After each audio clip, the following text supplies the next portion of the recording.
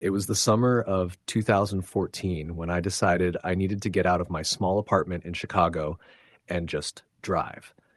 Work had been wearing me down, my relationship had ended in a mess, and the thought of spending another weekend in the same coffee shops and grocery stores felt like slow suffocation. I had a week's worth of vacation days saved up, and without much of a plan, I packed a duffel bag with clothes, threw my sleeping bag in the back seat, and got in my 2006 Toyota Corolla. My only goal was to head west, maybe see some of the national parks, maybe just follow the roads until I ran out of gas or desire. I told my parents I'd check in every night so they wouldn't worry. That was my first mistake, promising I'd be reachable. The first day was uneventful. Hours of flat Midwest farmland sliding by in shades of green and gold, the radio shifting from pop stations to static to AM talk as I crossed state lines. I drove until late evening and stopped in a little town in Iowa, ate at a diner where the waitress called me honey and served me a slice of pie on the house.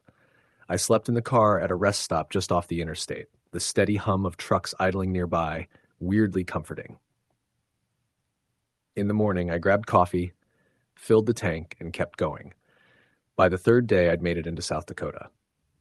I stopped to see the Badlands, walked along some of the trails, and watched the landscape turn alien under the setting sun. It was beautiful, quiet, almost too quiet. I noticed a man sitting on a bench by the visitor center when I returned to my car. He was middle-aged, wearing a faded blue baseball cap and a plain green jacket despite the heat. He watched me without pretending not to. I tried to nod politely, but his expression didn't change. His eyes followed me as I unlocked my car and got in. I shrugged it off as nothing, maybe just a local or another traveler. I didn't think about him again until later that night. I had planned to stop in Rapid City and get a cheap motel room, but I felt restless and kept driving west into Wyoming. It was after 10 p.m. and I realized I hadn't passed a gas station in over an hour. My tank was hovering near empty when I finally saw a faded sign for a place called Havens Creek, food, gas, lodging, with an arrow pointing down a dark two-lane road. It didn't show up on my phone's map, but I figured it was worth the detour. The road wound through thick clusters of trees, the darkness closing in so fully that my high beams felt weak against it. I drove for maybe 20 minutes before I saw lights, a flickering neon vacancy sign outside what looked like a roadside motel from the 70s. A small convenience store sat beside it, its windows glowing faintly yellow. I pulled up to the gas pump first. It was one of those old-fashioned models with the spinning numbers, and there was no card slot, so I went inside to pay. The bell above the door gave a faint jingle as I stepped in, and the air smelled faintly of dust and something metallic. The man behind the counter looked up from a magazine. He was thin, with gray hair that stuck out from under a cap that looked almost identical to the one I'd seen earlier in the Badlands. I froze for a second. It couldn't be the same guy. I'd driven for hours since then, but the resemblance was uncanny. His eyes, pale, almost colorless, looked at me like he'd been expecting me. "Evenin'," he said in a voice that was too soft for his weathered face. "Needin' gas?" I nodded, trying not to stare. "Yeah, fill up. On pump 1. He rang it up without looking at the register. "Where are you headed?" "Just west," I said. He smiled faintly, like he knew something I didn't. "Not much out that way this time of night. Roads get empty. Real empty." I gave a tight smile and stepped back out to pump the gas. The trees beyond the parking lot seemed to lean closer in the dark, their shapes shifting in the glow of the lights. When I was done, I considered just getting back on the highway, but I was exhausted, and the thought of navigating back through those winding roads in the dark made me uneasy. I walked to the motel office, where a woman in her 60s sat behind a desk, watching an old box TV. She didn't look up when I came in. I cleared my throat. "Do you have a room for the night?" She finally turned to me, her expression oddly blank. "Just you?" "Yes." She slid a form across the counter without asking for ID, just told me it was $35 cash. I had the bills in my wallet and handed them over. She gave me a brass key with a tag stamped Room 6. The room smelled faintly of mildew, and the carpet was worn thin in the middle. The curtains were heavy and yellowed, blocking any view of the outside. I dropped my bag on the bed and sat for a minute, trying to shake the feeling that I'd wandered into a place that didn't quite exist on the same map as the rest of the world. Around midnight, I was woken by the sound of footsteps outside my door, slow, deliberate crunching on the gravel. I froze, listening. They stopped right in front of my room. A shadow passed across the gap beneath the door. Then there was a soft knock. I didn't answer. My heart was pounding so hard I thought it might give me away. The knock came again, a little louder this time. Who is it? I finally called, my voice shaking. Silence. I grabbed my phone, but I had no signal, just a spinning wheel where the bars should be. The shadow moved away after what felt like a full minute, the footsteps fading into the distance. I sat in the dark for hours after that, too afraid to sleep. In the morning, the parking lot was nearly empty. My car was the only one except for an old pickup near the store. The motel office was closed, the blinds drawn. I left the key on the counter and got out of there without looking back. When I reached the highway again, I tried to find Havens Creek on my phone, but it didn't come up. No listings, no record. The road I'd turned down the night before wasn't even marked. I told myself it was just some small, forgotten place, the kind you only stumble onto by accident. But 100 miles later, at a rest stop, I went inside for coffee and saw a bulletin board by the bathrooms. There were faded flyers for local events and a cluster of missing persons posters. One of them stopped me cold. It showed a young man in his 20s smiling at the camera. The caption said he'd last been seen in 2008, passing through western Wyoming on a solo road trip. The place listed under last known location was Havens Creek, and in the background of the photo, barely visible over the man's shoulder, was a figure wearing a faded blue baseball cap. I don't think I've ever driven so fast in my life after that. Even now, years later, I avoid small detours, strange back roads, and anywhere that looks too old to still be in business. But sometimes when I stop for gas late at night, I catch myself scanning the other customers, looking for pale eyes under the brim of a blue cap, because I'm not sure that man ever really stays in one place. Story the end. The summer I turned 28, my best friend Mike and I decided to take a road trip across the American Southwest. Neither of us had much planned beyond a vague route from our hometown in Oklahoma to the Grand Canyon, with stops at a few small towns and roadside diners in between. It was supposed to be a break from our stressful office jobs, a chance to breathe, drive for hours without the humdrum of daily life weighing us down.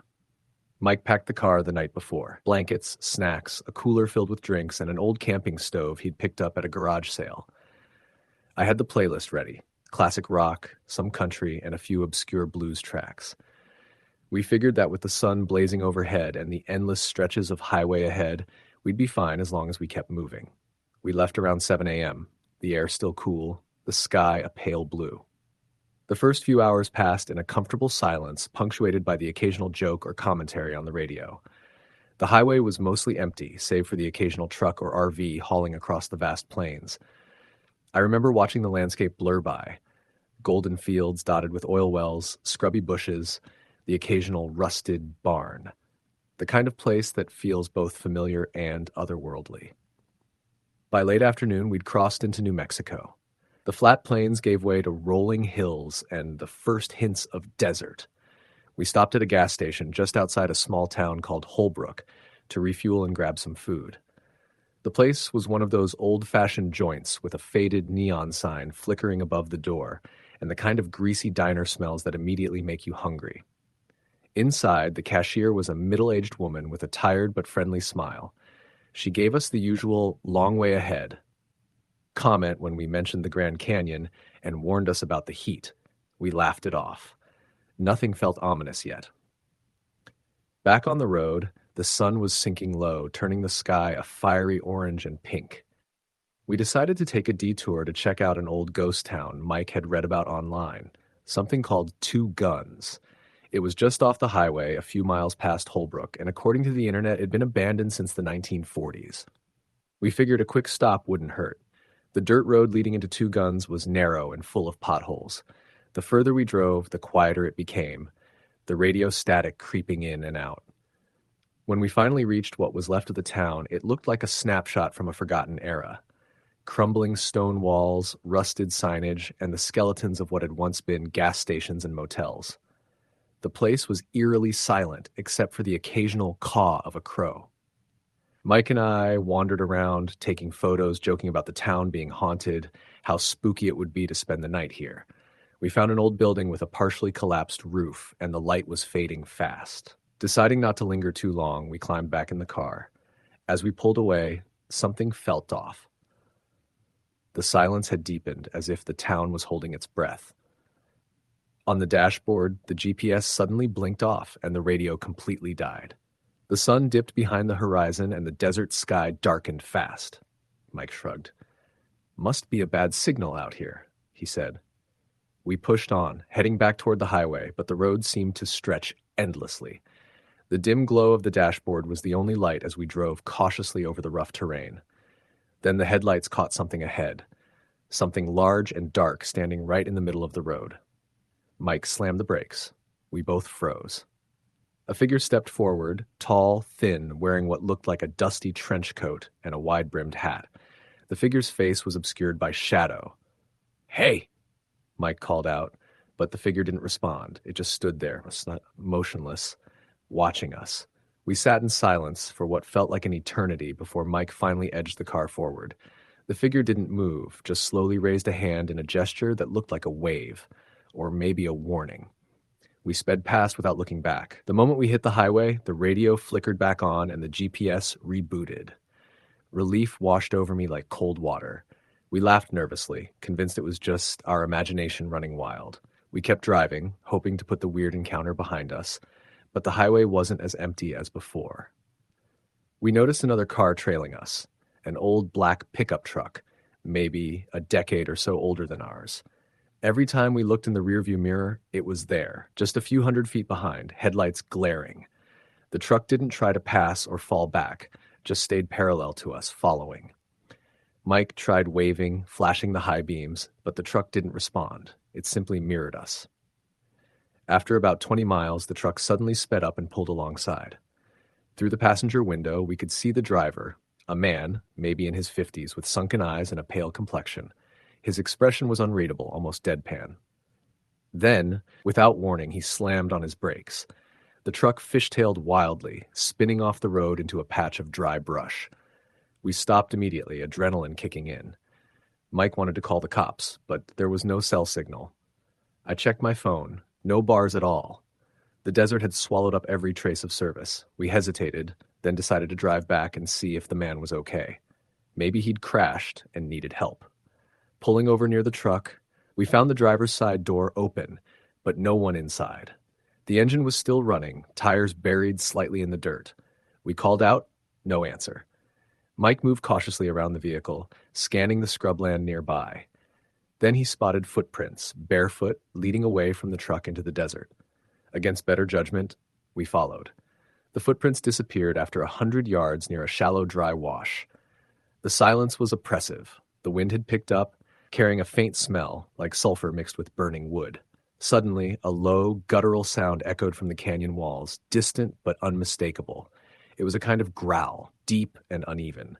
We exchanged nervous glances. "Let's get back," I said.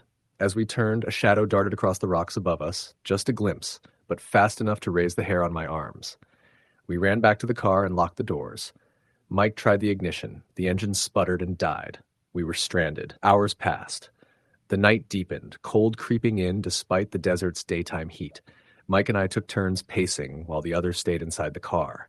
The growling noises returned intermittently, always distant, but closer each time.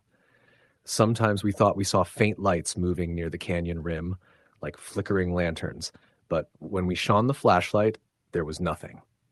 At one point, a shadow appeared at the passenger window. I slammed the door and locked it, heart pounding. Mike flicked on the dome light. The window was empty. We tried again to call for help. No signal.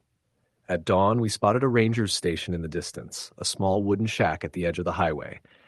We set off on foot, hoping to find help before our situation worsened. The walk was longer than expected, 8 miles through rocky terrain, baking heat already creeping in. I kept glancing back, worried that whatever had followed us might be watching. When we finally reached the ranger station, it was deserted. Doors locked, windows boarded up. We found a phone booth nearby, but the handset was ripped out. Frustrated, we sat on the steps, deciding what to do next. Suddenly, the growling came again, closer this time. Something was out there, moving through the brush toward us. Mike grabbed a nearby stick, and I picked up a rock. We prepared to defend ourselves, hearts thundering. From the shadows emerged a man, dirty, wild-eyed, clothing tattered.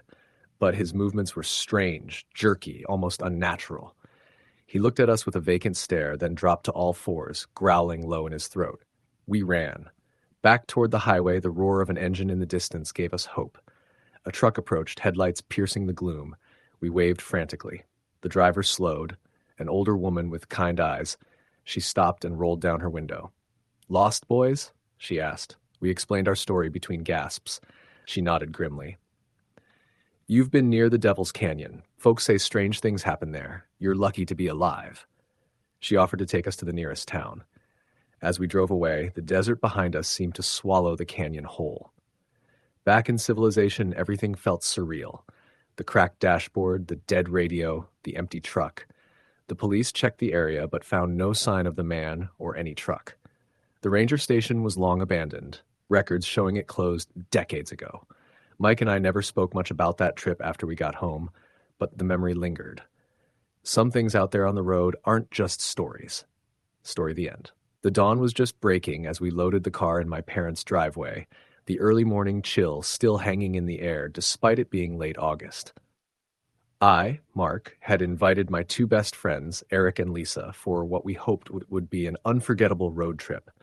It was the kind of spontaneous adventure we talked about for years but rarely acted on.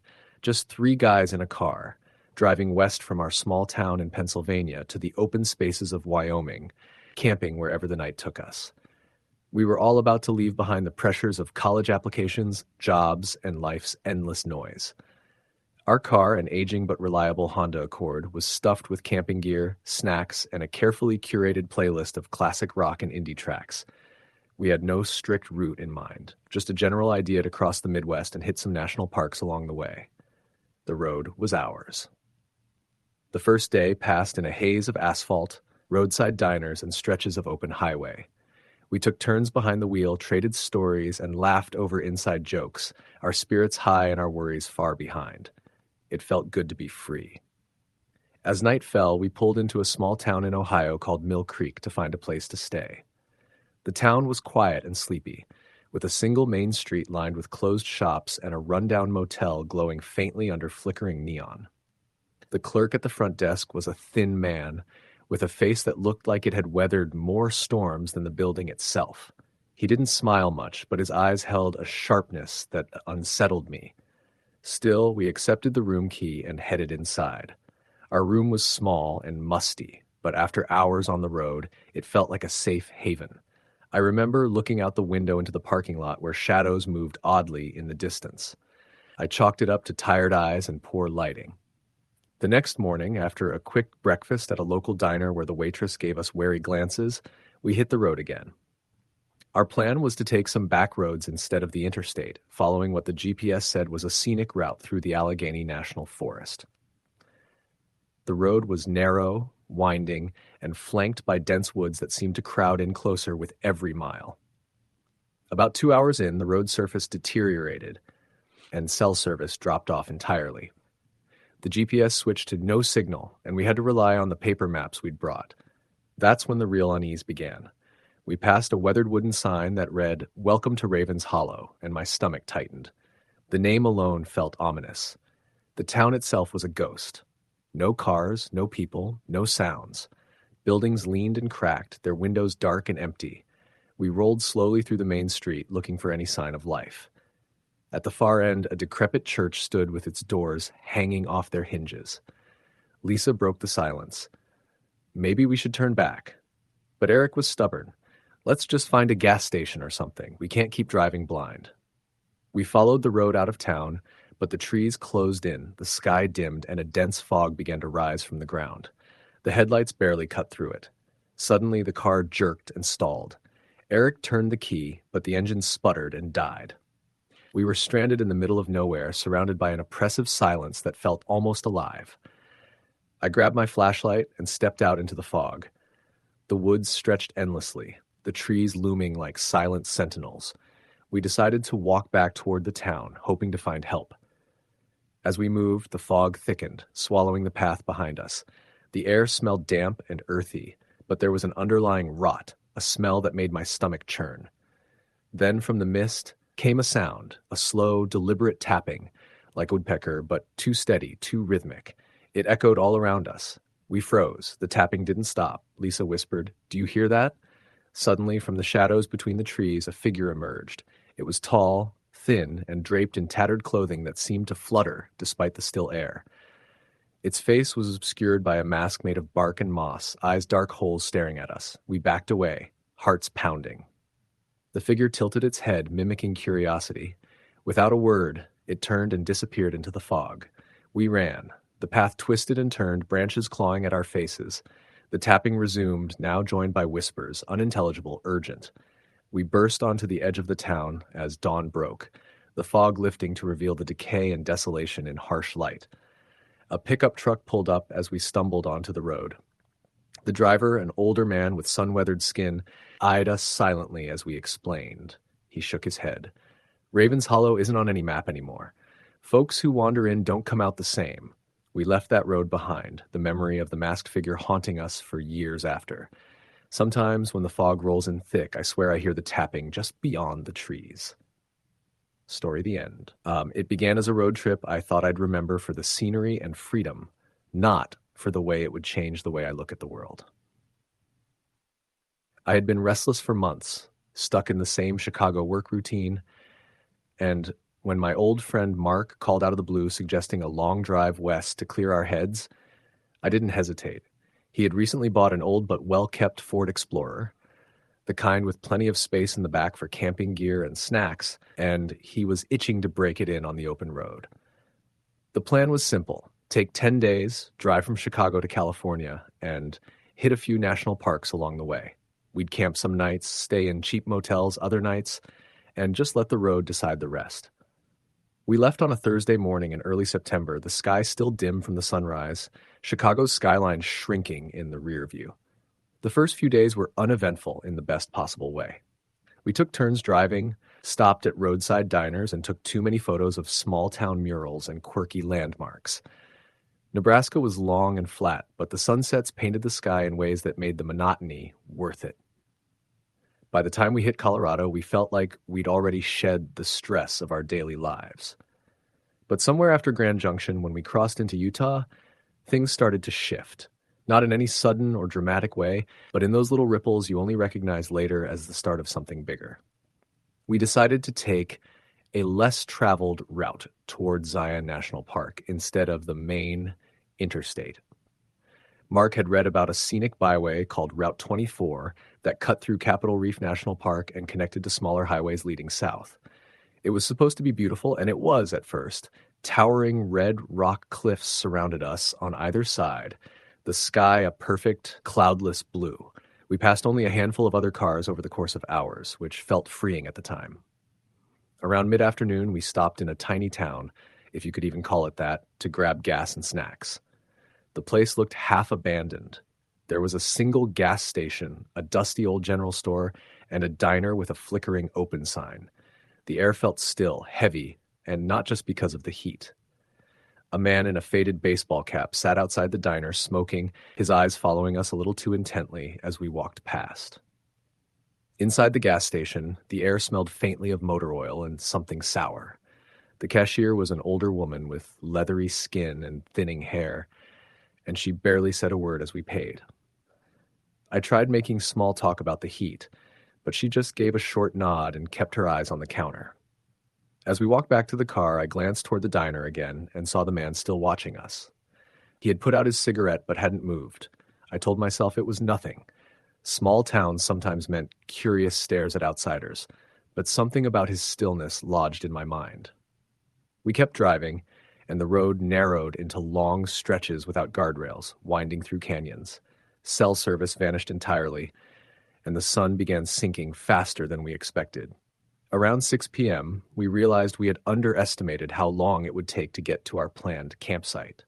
The twisting roads and lack of signage made it difficult to keep track of distance. We debated turning back toward the last real town we'd seen, but neither of us liked the idea of backtracking after hours of driving. Eventually, we came across a dirt turnoff with a faded wooden sign pointing towards Scenic Overlook, 2 miles. We figured it might lead to a spot we could park for the night. The dirt road was rough, the Explorer bouncing and rattling over rocks, but we made it to a wide clearing overlooking a deep canyon. The view was breathtaking, but as soon as I stepped out of the car, I noticed how quiet it was, unnaturally so. No wind, no birds, no insects, just silence. We decided to camp there anyway, telling ourselves the remoteness was part of the charm. Mark set up the tent while I made sandwiches from the cooler. The temperature dropped quickly once the sun dipped below the canyon walls and the shadows stretched unnervingly far. I remember feeling a knot of unease in my stomach, though I couldn't put my finger on why. It was sometime after midnight when I woke to the sound of crunching gravel outside the tent. At first, I thought it was Mark, but when I whispered his name, his sleeping bag rustled beside me. His voice was groggy. "What is it?" I froze, listening. The sound was faint but distinct, slow, deliberate footsteps circling the tent. Mark sat up, and we both held our breath. The steps stopped. For a moment, there was only the pounding of my heart. Then, just as quietly, they started again, this time moving toward the car. We heard a soft metallic click like a door handle being tested. Mark reached for the flashlight, unzipped the tent halfway, and shone the beam toward the car. Nothing, just the silver glint of the Explorer in the moonlight. No movement, no one there. We waited, scanning the clearing, but saw nothing. Eventually, we convinced ourselves it could have been an animal, though neither of us really believed it. The next morning, we found fresh footprints in the dirt, leading from the edge of the clearing to the car and then toward the canyon's edge. They weren't boots or hiking shoes, more like worn sneakers. Human. We packed up quickly and got back on the road, both of us a little shaken but trying to laugh it off. The dirt road seemed rougher on the way back, and we were both relieved when the tires hit pavement again. But a few miles later, Mark frowned. "Did you hear that?" he asked. I listened, and there it was, a faint, rhythmic thump from the rear of the car. We pulled over thinking it might be a loose strap on the cooler or something shifting in the trunk. But when we opened the back, everything was in place. Nothing loose, nothing broken. We kept driving and the sound faded after a while. But I noticed Mark glancing in the mirrors more than usual. I found myself doing it too. That evening, we reached a small desert town and checked into the only motel we could find. The place was old, the kind with key locks instead of key cards and thin floral bedspreads. The woman at the front desk was friendlier than the gas station cashier had been, but when Mark mentioned we had come through Route 24 and camped off a dirt road, her face tightened. "You boys should stick to the main roads out here," she said. "A lot of people think they know the desert, but they don't, and not everyone you meet out there is looking to be friendly." Her tone made my skin crawl. That night, I woke again. Not to footsteps this time, but to the sound of someone trying our motel room door. The handle jiggled softly, then stopped. Mark was already awake, his eyes wide in the dark. We both stayed silent, listening. After a minute, we heard slow steps moving down the outdoor walkway toward the parking lot. When we looked out the window, the lot was empty, except for our car and an old pickup parked at the far end. Its bed was loaded with something covered by a tarp, and in the dim light, I thought I saw the shape of a man climbing into the driver's seat before the truck started up and drove away. The next morning, we decided to cut the trip short and head back east. Neither of us said it outright, but we both felt it. Something had started following us after that night at the canyon. Whether it was a person or just a feeling, it didn't matter. We wanted out. But the road home wasn't as simple as we hoped. We passed through miles of desert without seeing another car, and the gas gauge dipped lower than we were comfortable with. Then, in the distance, we saw dust rising behind us. A vehicle was coming fast. When it finally caught up, my stomach dropped. It was the same old pickup from the motel lot. It stayed behind us for miles, never passing, never falling too far back. Mark tried speeding up, then slowing down, but the truck matched every move. The sun was setting and the desert shadows were growing long when we finally hit a junction with a larger highway. Mark turned sharply onto it, tires squealing. The truck hesitated for a moment, then kept going straight. We didn't relax until we reached a busy gas station an hour later. But even then, as I pumped gas, I couldn't shake the feeling that someone in the crowd of strangers was watching us. We made it home 2 days later without further incident. But to this day, I still dream about that night in the canyon. The sound of slow footsteps circling our tent, the footprints leading to the cliff's edge, and the thought that maybe, just maybe, whoever it was is still out there, somewhere, watching for the next pair of travelers to wander off the main road. Story the end. We left before sunrise, the highway still damp from the night's rain, the air cool enough to see our breath. I was riding shotgun, sipping burnt gas station coffee while my friend Nate drove, the hum of the tires filling the silences between bursts of conversation. In the back seat, Casey had curled up in his hoodie, half asleep, the last of the fast food wrappers crumpled at his feet. The plan had been simple. 3 days of open road, heading west from Indiana toward the mountains of Colorado, stopping whenever we wanted. We had enough money pooled for gas, food, and cheap motels, but no real itinerary. Nate had always said the best trips were the ones where you didn't plan too much. Just drive, see where the road took you. The first day went exactly like that. We took turns driving, swapped playlists, stopped in little towns we'd never heard of, and laughed about how in some diners, everyone really does stop and stare when strangers walk in.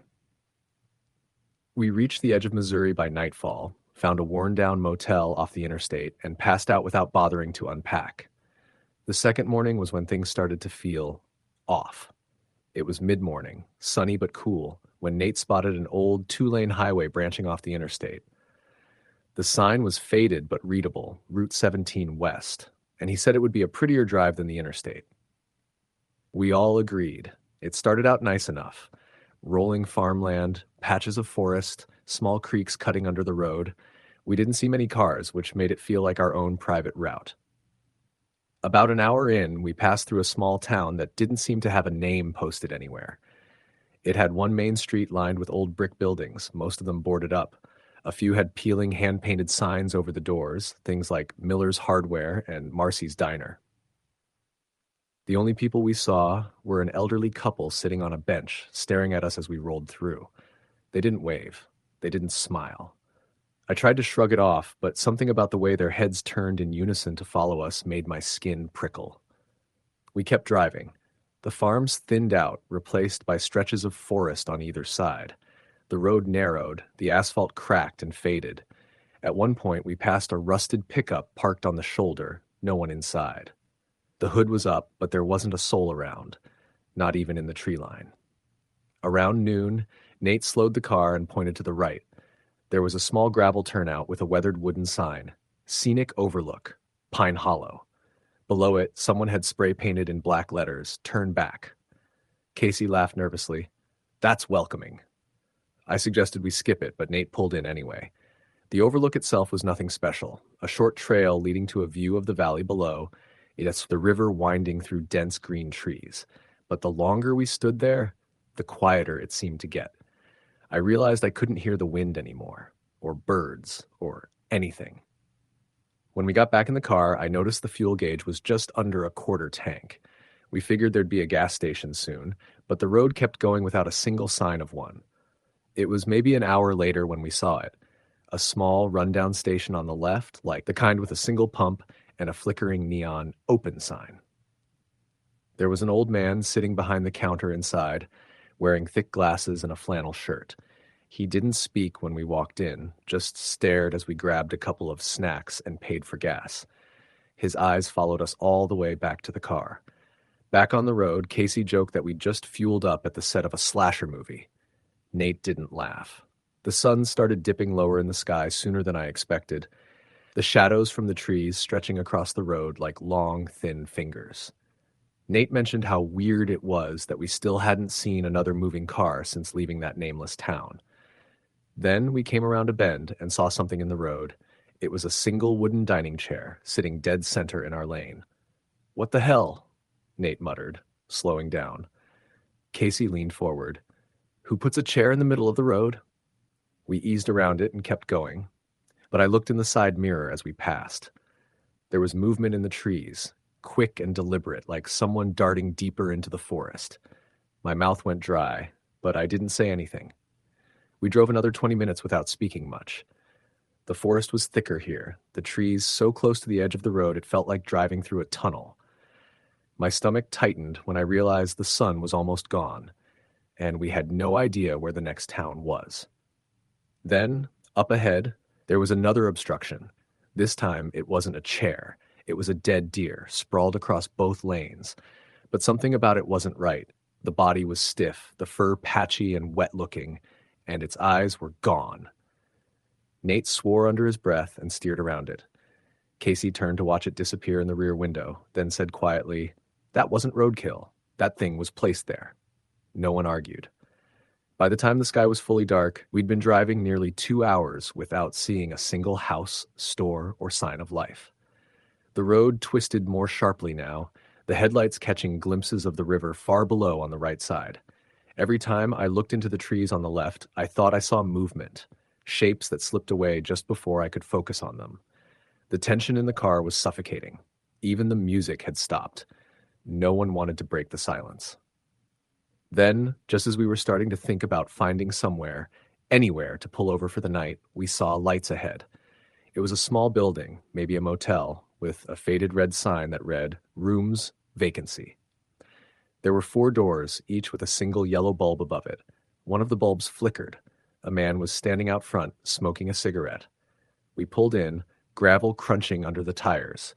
The man watched us without smiling. He was tall, wearing a dirty jacket, his hair long and stringy. When Nate asked about a room, the man nodded toward the last door on the right. Inside, the room smelled faintly of mildew. There were 2 double beds, a dresser, and a TV that looked like it hadn't worked in a decade. The bathroom door had no lock. Casey muttered that it was better than sleeping in the car, but his voice didn't sound convinced. While Nate was unloading the cooler from the car, I peeked through the curtain. The man was still outside, but now there were 2 others with him. They were standing in a loose half circle, smoking and talking quietly. Something about the way they kept glancing toward our room made my chest tighten. That night, none of us slept much. Every time I started to drift off, I'd hear something. Footsteps outside the door, low voices, a car engine in the distance. Once I swore I heard someone try the door handle, slow and careful. When the first hint of daylight came, we were already packing. Nate didn't even bother checking out. He just started the car, and we drove off without looking back. But about a mile down the road, I noticed something in the rearview mirror. A truck had pulled onto the road behind us. Old, beat up, the paint flaking away. It kept its distance, but every time we turned, it turned too. We drove faster. So did the truck. By the time we reached a fork in the road, Nate made a split-second decision to take the left turn without signaling. The truck didn't follow. We all exhaled at once, but none of us really relaxed until hours later, we finally hit a major highway with steady traffic. Even then, I kept watching the mirrors, and every so often I swore I saw the flash of an old beat-up truck in the distance. Story the end. It started as the kind of trip that was supposed to be a break from everything. A spontaneous drive across states, no strict schedule, just me, my old Toyota Corolla, and the open road. I'd been feeling burned out from work and tired of the monotony of my daily life, so when my friend Corey mentioned that he'd be down to join for a long drive west, I jumped at the idea. He was the kind of guy who could talk for hours, joke about nothing, and somehow keep you awake even during the most boring stretches of highway. We left Illinois early on a Thursday morning, aiming to hit some small towns in Missouri, maybe wander into Oklahoma or Texas and see where the road took us. The first day was exactly what I'd wanted. Cheap gas station coffee, random stops at antique stores, and too many greasy fast food burgers. The roads were quiet, the weather clear, and there was this comfortable hum of the engine and wind against the car. By the time evening came, we had crossed into southern Missouri, somewhere past Rolla. Corey had been scrolling through his phone for a cheap motel, but most of them either looked suspicious in the photos or were booked. I told him I didn't care if we drove late. I liked night driving. But around 10 p.m., a thick fog began to roll in, so dense the high beams seemed useless. The road narrowed, the lines faded, and we hadn't seen another car for what felt like half an hour. Man, this is creepy, Corey muttered, leaning forward like squinting would help him see farther. We should find a place before we end up in a ditch. He was right. I slowed to maybe 35, gripping the wheel tighter than I wanted to admit. Then, like it had been dropped into the fog just for us, a flickering neon sign appeared ahead. Lodge. Vacancy. It looked like something out of a 70s road movie. Peeling paint on the roadside post, half the letters dead, and a gravel driveway disappearing into the mist. The office was a single-story building with a buzzing fluorescent light above the door. The inside was dim, the smell of stale cigarettes clinging to the air. A thin, pale man behind the counter looked up as we entered. He wore an outdated plaid shirt buttoned all the way up and smiled in a way that didn't reach his eyes. "Need a room?" he asked in a voice so soft it made me lean in to hear him. "Yeah, just for the night," I said. He slid a key across the counter, an actual metal key with a faded plastic tag, room 6. "Cash only," he added. I paid without asking questions, too tired to argue about credit cards. Our room was at the far end of the row, the fog swirling thickly around us as we carried our bags. The place was functional. 2 beds with threadbare blankets, a small TV, a single lamp in the corner. The carpet smelled faintly of mildew, and the curtains were thin enough that I could see the faint glow of the office light bleeding through. But we were exhausted, so it was good enough. Corey fell asleep almost instantly, but I couldn't. Something about the silence outside was unnerving. Even in the country, you expect some noise, crickets, distant cars, wind in the trees, but there was nothing, just a heavy stillness. Every time I tried to drift off, I thought I heard something faint, like a footstep on gravel. Around 2 a.m., I gave up on sleep and decided to go outside for some air. I stepped onto the walkway, and the fog had gotten worse. So thick I couldn't even see the outline of the car parked a few feet away. The office light was still on, but I didn't see the guy at the desk. As I stood there, I became aware of something strange, the sound of breathing. It was close. Slow, heavy inhales and exhales, just out of sight in the fog to my left. "Hello," I called, instantly regretting it. The breathing stopped. I froze, listening. Then, without a sound, it was gone. My heart hammered as I hurried back into the room and locked the door. The next morning, I told Corey about it, but he shrugged it off. Probably another guest taking a smoke break. You freak yourself out too easy. Maybe he was right. We checked out and I noticed the desk clerk wasn't there, just the key drop box. No sign of any other cars in the lot either. Weird, but I didn't dwell on it. We kept driving west, but the trip's mood had shifted. The fog stayed with us longer than it should have, clinging to the road even as the sun climbed. And more than once, I thought I saw a figure in the mist ahead, someone standing just off the shoulder. But each time we passed, there was nothing there.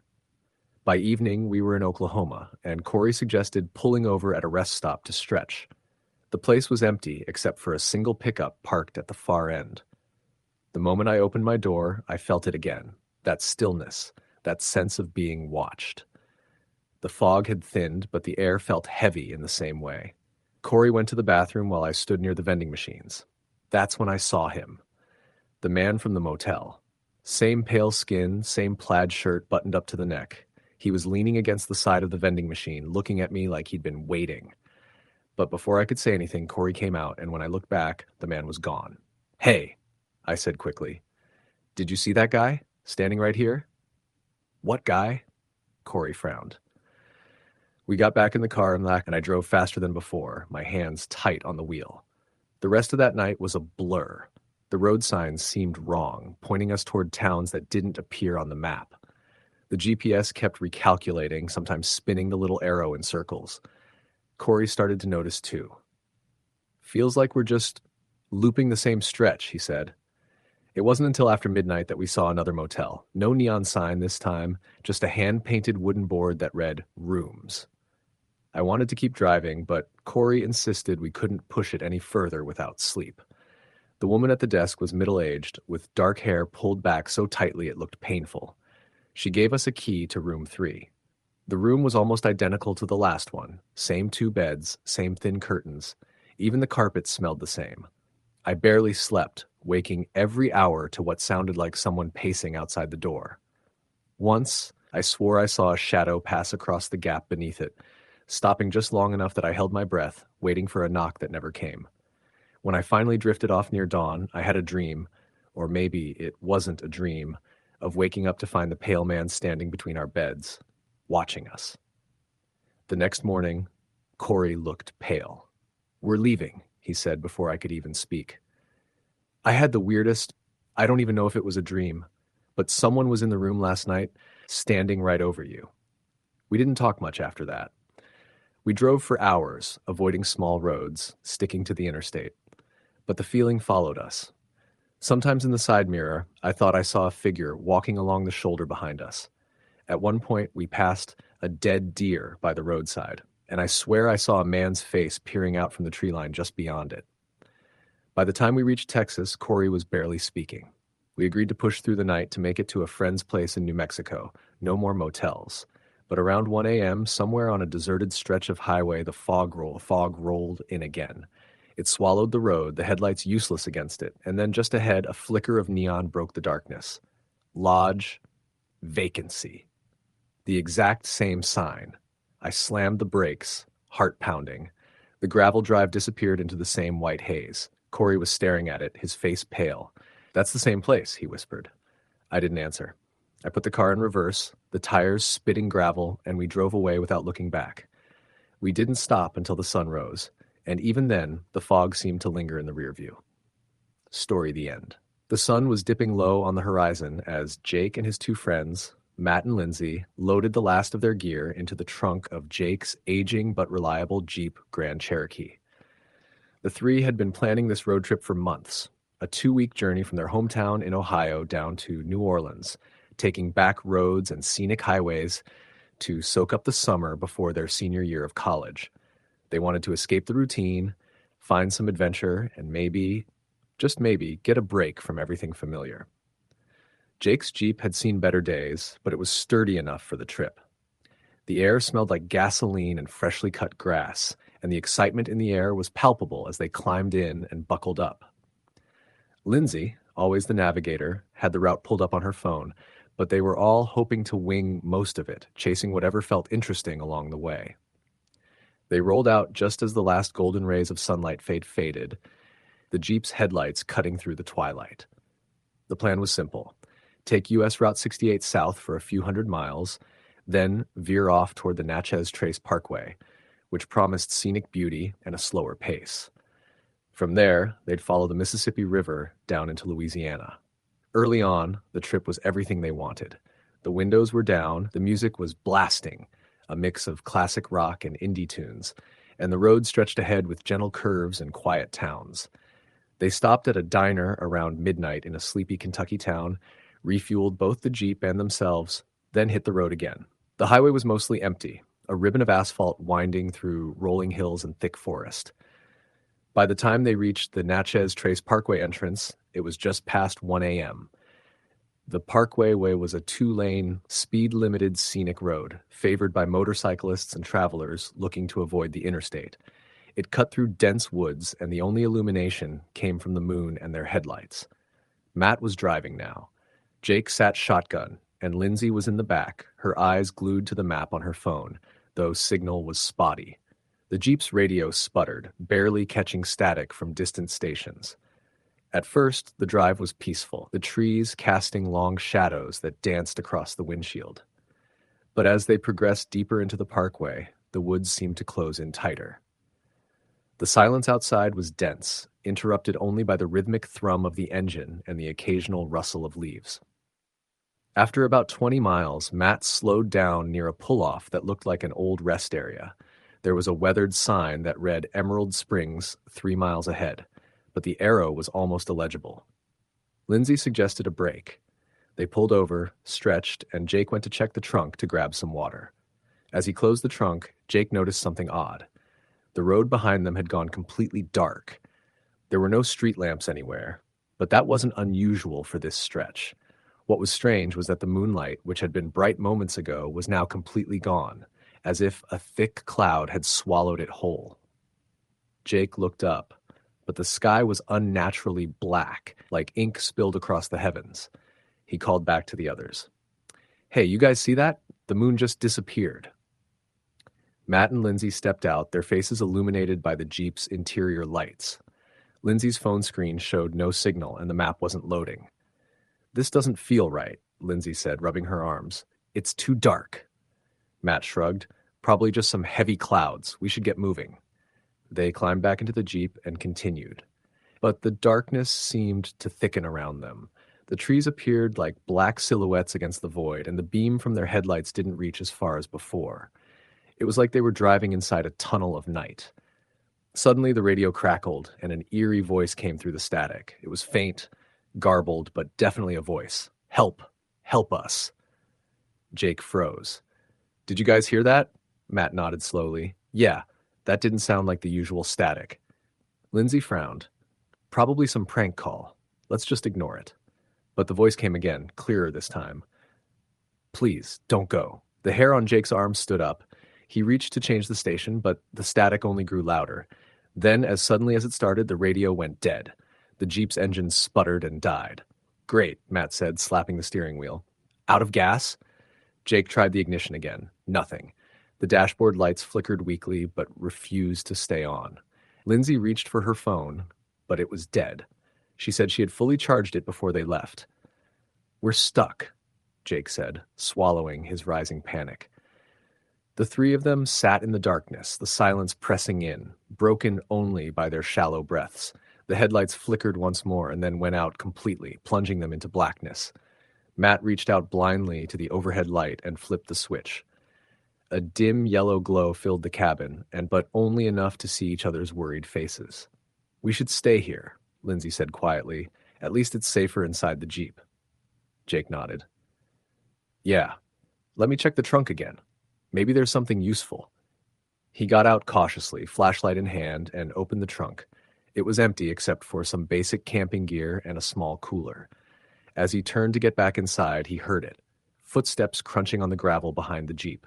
He whipped his flashlight around, but the beam caught only darkness between the trees. Nothing moved. The footsteps stopped. Guys, did you hear that? Jake called, voice tight. Inside, Matt and Lindsay were silent. Jake closed the trunk and got back in, locking the doors. He told them about the footsteps. Maybe an animal? Matt suggested, but Jake wasn't convinced. The sound was too deliberate, too close. Suddenly, the Jeep's radio burst to life again. The voice was screaming now, frantic and distorted.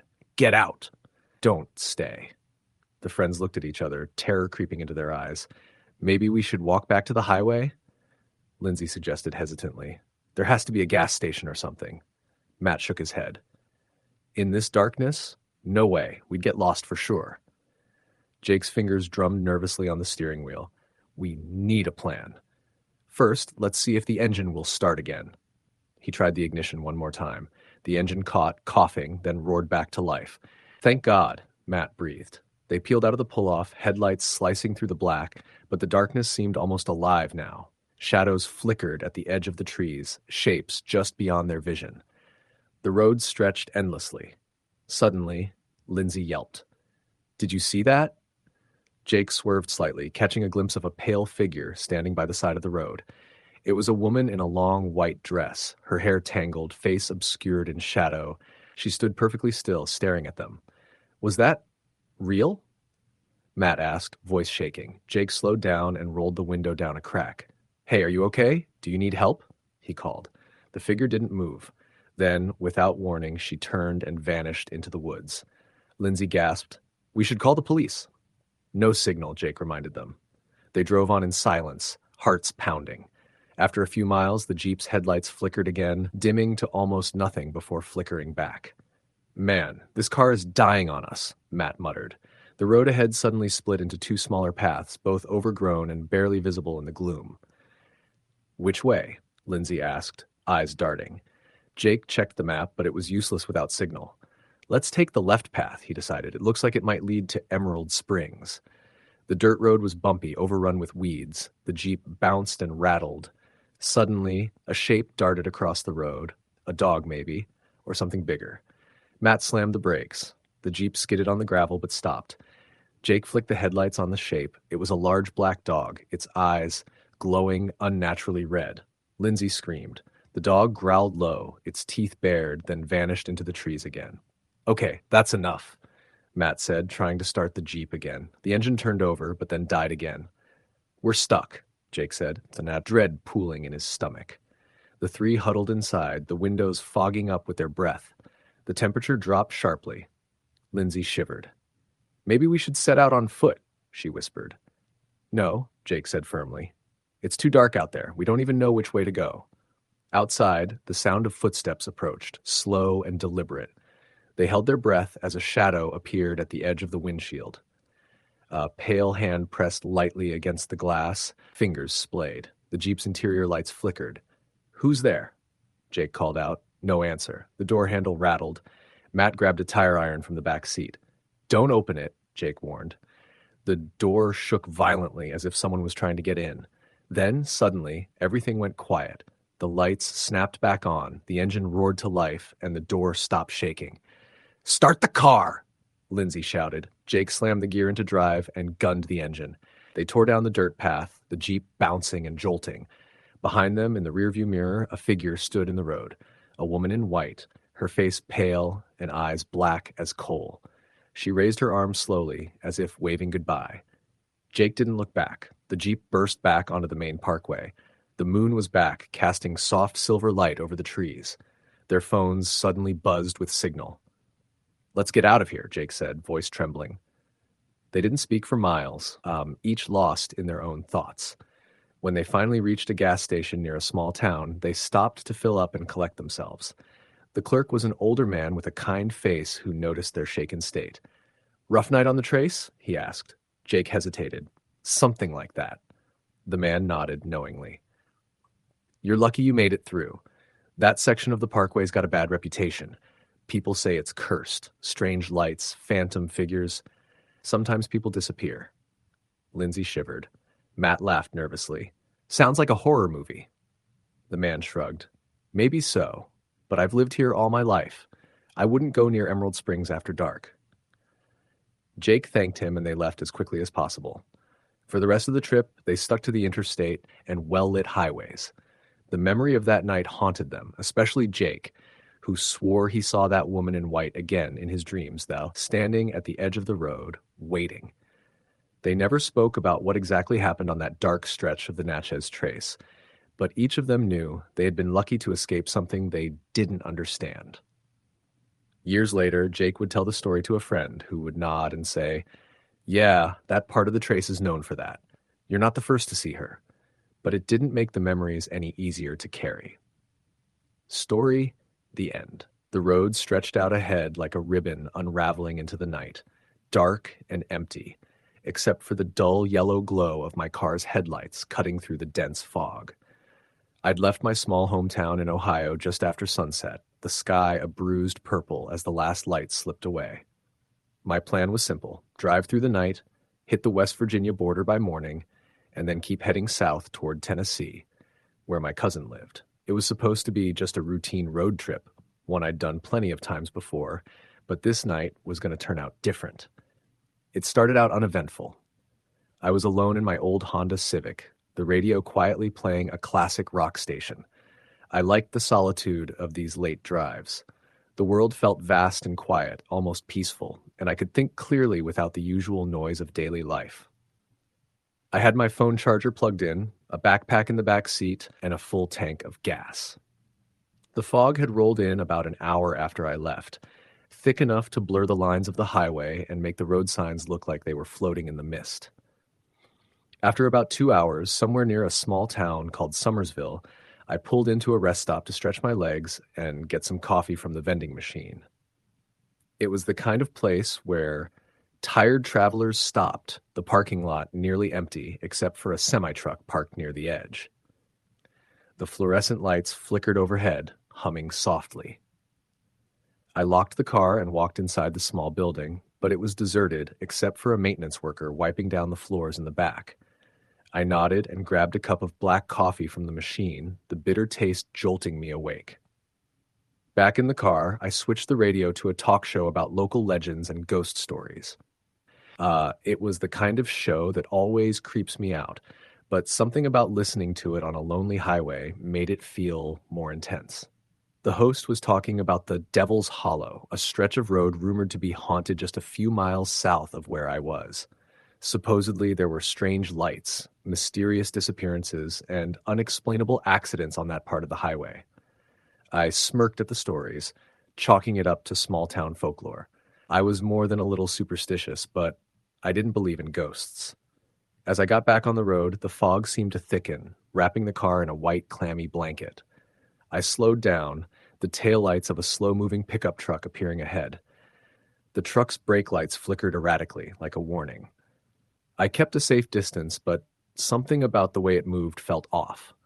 It kept drifting slightly into the shoulder, then back into the lane, as if the driver was distracted or struggling to keep control. Then the truck suddenly slammed on its brakes without warning. I slammed on mine, heart pounding. The truck pulled over to the side and I passed cautiously, trying to see the driver through the fog. There was no one in the driver's seat. That's when I felt the first real knot of fear tighten in my chest. I glanced into the rearview mirror and saw the pickup's door creak open slowly, though no figure emerged. I blinked, wondering if the fog was playing tricks on me. The truck sat there, engine idling, door swinging in the night breeze. I shook my head and kept driving, trying to tell myself it was just an abandoned vehicle. Maybe someone had stepped out for a moment. Not long after, the radio suddenly cut out with a loud crackle. The host's voice faded away, replaced by static. I fiddled with the dial, trying to find any other station. Everything was dead silence, except for the hum of the engine and the tires on the wet road. That's when the headlights ahead flickered. At first, I thought it was the pickup again, but then I saw a figure standing in the middle of the road. A man, or maybe a woman. The fog made it impossible to tell. The silhouette was tall, motionless, just standing there as my car bore down. I slammed the brakes and swerved just enough to avoid hitting the figure. My heart thundered so loud I was sure it would burst through my ribs. The figure vanished, swallowed by the fog. I stared ahead, breath shallow, the hair on my arms standing up. I took the next exit, a gravel road that wound off into the woods, hoping to get away from whatever I'd just seen. The gravel crunched beneath the tires, the car's headlights barely reaching past the edges of the trees. The fog was still thick, but here it seemed colder, more oppressive. The radio was dead. The only sounds were the wind in the branches and the rhythmic thump of my heartbeat. Then the headlights flickered again. Not from my car, but behind me. I checked the rearview mirror and saw a pair of lights far back on the gravel road. At first, I thought it was another car, but the lights didn't move the way a vehicle's should. They flickered, almost pulsing, like something alive. I slammed on the gas, trying to put distance between me and the lights, but the gravel road was narrow and winding. The lights kept pace, no matter how fast I went. My pulse hit a sprint as I took a sharp turn and nearly lost control. The lights followed, unwavering. I finally reached the end of the gravel road, where it met another highway. I peeled off, desperate to escape. The lights disappeared. Relieved, I checked my phone. No signal, no bars. I was in the middle of nowhere, completely cut off. I kept driving, trying to shake off the fear, but the feeling of being watched clung to me like a second skin. The highway curved again, and suddenly a large, shadowy figure darted across the road. I slammed the brakes once more. The figure vanished into the trees. My eyes scanned the roadside, but the fog swallowed everything beyond the headlights' reach. Then my headlights caught something that made my blood run cold. A series of symbols painted on the tree trunks. Crude, red markings that looked like scratches or blood. I sped up, heart hammering. As I passed a bend, my headlights illuminated an old, rusted sign, "Welcome to Devil's Hollow." The name sent a shiver down my spine. Suddenly the car jerked hard to the left. I fought the steering wheel, but the tires skidded on the wet pavement and the car spun out, crashing into a ditch. Airbags deployed, filling the cabin with powder and silence. I sat frozen, breath ragged, trying to calm my shaking hands. The radio crackled back on briefly, a faint voice whispering, "You shouldn't have come here." The voice was barely audible, but unmistakably real. Then the radio died again. I grabbed my phone and called 911. No signal. I looked out the window. The fog was so thick now, it was like the world had dissolved into a white void. I climbed out, pulling my jacket tight around me. As I stood next to the car, I heard something crunching through the underbrush, slow and deliberate. I scanned the trees. Then, a pair of glowing eyes reflected in the fog, watching me. I scrambled back into the car and locked the doors. My hands trembled as I tried to start the engine. The car sputtered, then roared to life. I floored the gas and tore back onto the highway. But the glowing eyes followed, reflecting in the side mirror, always there, always watching. For the rest of the night, I drove as fast as I could, never looking back. The sun finally rose over the horizon as I reached a gas station, shaking, pale, exhausted. I told the clerk about the strange lights and the figure in the road. He nodded knowingly. "Devil's Hollow isn't a place you want to be after dark," he said quietly. I paid for some coffee, stared at my reflection in the window, and tried to convince myself it was all just exhaustion and fog playing tricks on me. But I knew, deep down, I had encountered something else that night. Something that wasn't just a story. I never took the route through Devil's Hollow again. Story the end. The summer of 2017 was supposed to be the best one yet for me and my two closest friends, Jake and Melissa. We just graduated college, had all the freedom in the world, and planned a cross-country road trip from our hometown in Ohio to the West Coast. We wanted to hit the big cities, Chicago, Denver, Salt Lake City, then end up in San Francisco, where Melissa's cousin lived and promised us a place to crash. The plan was simple. No schedule, just drive and see where the road took us. We had no real itinerary, just a beat-up SUV loaded with camping gear, snacks, and a playlist that we argued over for hours before leaving. What I'm about to tell you is true. It's something I've never told anyone until now, and I doubt I ever will again. It's a story about a road trip that went terribly wrong, about the kind of horror that isn't supernatural, but no less terrifying, because it's real.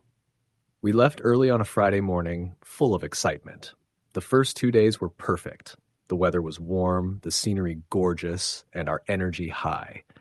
We made it through Indiana and Illinois with stops at small diners and gas stations that felt like relics from another era. Jake drove most of the time, Melissa navigated, and I manned the music and snacks. Everything was going according to plan, until we crossed into Iowa. Iowa was supposed to be just another state we drove through quickly, but we got caught in a traffic jam near Des Moines that set us back by a couple of hours. That's when the weird stuff started. We were stuck on a 2-lane highway surrounded by endless cornfields on either side. It was late afternoon and the sky was thick with clouds. Jake was frustrated, tired, and started complaining about the delay. Melissa tried to lighten the mood, making jokes about how we were trapped in corn hell. I laughed along, but couldn't shake the uneasy feeling growing in my gut. After what felt like forever, the traffic finally cleared and we were back on the road. But almost immediately, the GPS signal started cutting out. We were deep in rural Iowa, and cell reception was spotty at best. The road became narrower and less maintained, with potholes that made Jake swerve dangerously. At one point, a sign for a small town, I don't even remember the name, appeared, but that the buildings looked abandoned. We debated whether to stop and get gas, but the tank was still half full. We pressed on. As the sun dipped lower, the landscape grew darker and a thick fog began to roll in. We hadn't seen another car for miles. That's when I noticed the first strange thing. The radio started to flicker on and off, switching stations every few seconds, static and faint voices barely audible. Jake tried to adjust it, but the static just got worse. Melissa was quiet, staring out the window. Suddenly, the headlights caught movement in the fields. Tall shapes moving slowly, but not like animals. They looked almost human, but distorted and way too tall. I blinked, and they disappeared. I told the others, but Jake shrugged it off as a trick of the light. We all felt the tension rising, but no one wanted to admit it out loud. Night had fallen fully by the time we reached a fork in the road. Our GPS was dead, the radio was a mess, and the only light was from our SUV. We had two options, a paved highway that curved sharply to the right, or a gravel road leading left, narrower and surrounded by dense woods. The GPS kept flickering, but it seemed to suggest the left road. We debated for a while, but decided to trust the device since it was supposed to take us closer to our next stop, a motel in a small town about 50 miles away. That's when things got worse. The gravel road was a nightmare. Potholes, loose stones, and no guardrails. The trees were so close to the edge that our headlights barely penetrated the darkness beyond the car. The fog thickened, so thick it almost felt like you could reach out and grab it. The GPS finally died completely, the screen going black. We were alone, with no idea where we were headed. At one point, Jake slammed on the brakes because something had darted in front of the car. We couldn't see it, but we heard a sharp thud against the bumper. We stopped, all of us holding our breath, looking out into the blackness. No movement. Jake insisted it was just a deer or some small animal. We decided to keep going, but slower. About 20 minutes later, the headlights caught something on the side of the road, an old rusty sign barely readable in the fog. Welcome to Marrow Creek. None of us had heard of the place, and there was no town in our route named Marrow Creek. We exchanged worried glances, but kept driving. Then the car started acting weird. The engine sputtered and the power dimmed. The gauges flickered. Jake tried to restart it a couple of times, but the car just wouldn't keep running smoothly. We were in the middle of nowhere with no cell signal and no way to call for help. Melissa was close to tears, whispering about how this trip was turning into a nightmare. I suggested we get out and check the engine, but Jake refused, saying we should stay inside until morning. The temperature dropped suddenly and our breath fogged the windows. The silence was suffocating except for the occasional creak of the old SUV. That's when we heard it. At first, just faint, like whispers on the wind. Then, clear as day, the sound of footsteps crunching on gravel, coming from the woods beside us. We all froze. Jake grabbed a flashlight and peered out the window, shining it into the dark. Nothing but trees. But the footsteps kept coming, slow, deliberate. Melissa started crying, saying we needed to leave right now. Jake argued we should wait until daylight. I wanted to agree with Melissa, but fear made me silent. Suddenly, a figure appeared on the edge of the trees. A man, tall, wearing what looked like a dirty jacket, face hidden in shadow. He didn't say anything, just stared at us. Jake locked the doors and rolled up the windows. "Who the hell are you?" Jake shouted. The man didn't answer. He just raised a hand slowly, pointing down the road we'd come from. Then he turned and disappeared back into the woods. We sat in silence for a long time, unsure what to do. Finally, Jake decided to risk it and start the car again. The engine roared to life, and we sped down the gravel road as fast as we could. The road seemed endless. After what felt like hours, we finally reached a small gas station, open 24 hours with a flickering neon sign. We pulled in, relieved to see other cars and lights. Inside, the clerk was an older man with tired eyes who barely looked at us. We told him about the car trouble and the strange man. He nodded slowly, like he'd heard it all before. "Marrow Creek?" he said quietly. "You're lucky to get out of there. Not many do." We asked what he meant, but he just shook his head. After filling up and buying some coffee, we left as fast as we could, not looking back. The rest of the trip was uneventful, but none of us ever spoke about that night. I later looked up Marrow Creek. No town by that name exists in Iowa or anywhere nearby. No records. Just a few online forums with stories about a ghost town that vanished decades ago, along with rumors of people who went missing on those back roads. What I know for sure is that whatever was out there with us on that gravel road wasn't something you want to meet. The man who warned us might have been real, or something else entirely. I don't know. That road trip changed us. It made me realize that some places on the map aren't just empty spaces. They're warnings. Sometimes it's better not to follow the GPS, to listen to your gut, and to never ignore the signs, especially the ones that don't make sense. I don't know what happened to the man in the woods, or if he was trying to save us or lead us deeper into danger, but I'll never forget the look in his eyes, the way the fog swallowed him up as he disappeared. If you're ever driving through rural Iowa and come across a rusty sign that says, "Welcome to Marrow Creek," turn around. Don't ignore it like we did. Trust me. Story the end. It started as a simple idea. 3 friends taking a week-long road trip across the Midwest just to get out of town, see some open roads, and blow off some steam. Jake, Amanda, and Marcus, all in their mid-20s, fresh out of college, restless and looking for a break from their small-town lives in Ohio. They planned it fast, packing light and splitting driving duties between Jake and Marcus. Amanda insisted on bringing a Polaroid camera to document everything. hoping to capture some memories. The car was an old but sturdy Subaru Outback, packed with snacks, maps, and a playlist that Marcus had curated over months. The first day was smooth. They left early, the morning sun just beginning to climb as they hit the highway. Their spirits were high, fueled by laughter, road trip snacks, and the kind of carefree optimism that only comes from youth. They made it through Ohio and into Indiana, stopping for gas and cheap diner meals. At night, they camped by a lake in southern Indiana, swapping stories around the fire. Nothing out of the ordinary. The next morning, things began to shift, but subtly at first. Jake woke early to find the sky gray and the air colder than expected for mid-September. They packed up quickly and got back on the road. Amanda was the first to notice something was off when they stopped at a small gas station just off a deserted highway in rural Illinois. The station was almost entirely abandoned. The pumps looked aged, the building worn down like it hadn't seen many customers in months. Inside, the flickering fluorescent lights hummed, and the cashier was a man who barely looked up from his phone. His face was pale, with dark circles under his eyes, and he moved sluggishly. "Hey, you guys headed anywhere fun?" he muttered when Jake asked for directions. Amanda caught the hesitation in his voice but shrugged it off. As they drove on, the landscape began to change unnervingly. The highways narrowed, the trees grew denser, and the usual signs of civilization, billboards, towns, other cars, became scarce. Marcus joked about being lost in the woods, but the joke felt hollow, as though the woods were swallowing them whole. That afternoon, a thick fog started rolling in, blanketing the road ahead and muffling the world around them. Jake slowed down, squinting through the windshield, but the fog was like a wall, thick and impenetrable. The GPS had already stopped working hours earlier, and their phone signals were spotty at best. Amanda suggested pulling over at the next turnoff to check the map, but they passed one after another without any signs of civilization.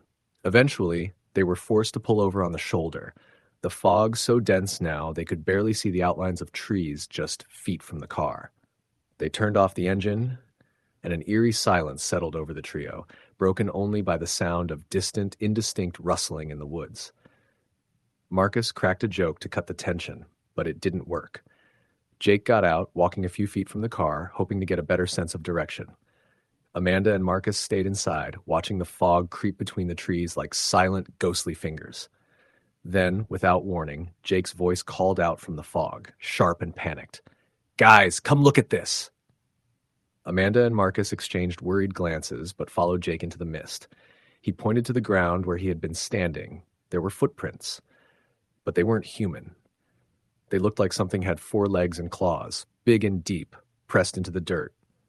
Amanda's breath caught. Marcus pulled out his phone and snapped a blurry picture.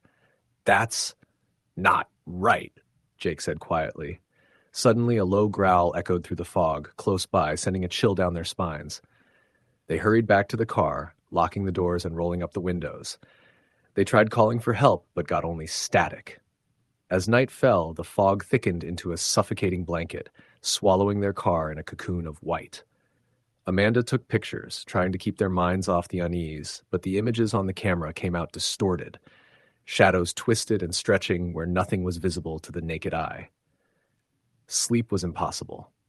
Every creak of the car, every whisper of the wind felt amplified. Then, at some point in the dead of night, the car engine sputtered and died. Jake tried turning the key repeatedly. Nothing. Marcus banged on the dashboard, frustrated. Amanda scanned the fog beyond the headlights. Shapes moved just out of sight, dark forms slipping between the trees. "Maybe we should stay put until morning," Amanda suggested, her voice trembling. "We don't have a choice," Jake said, checking the gas gauge, half empty.